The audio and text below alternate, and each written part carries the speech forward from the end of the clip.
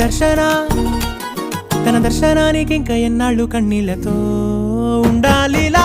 తట్టుకోవడం కాదే నా వల్ల వయ్యారి పిల్ల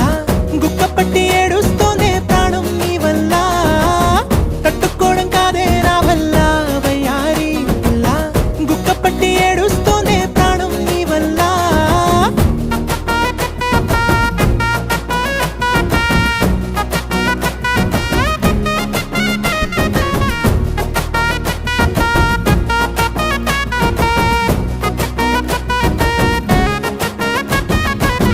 ఇష్టమైంది లాగేసుకుంటే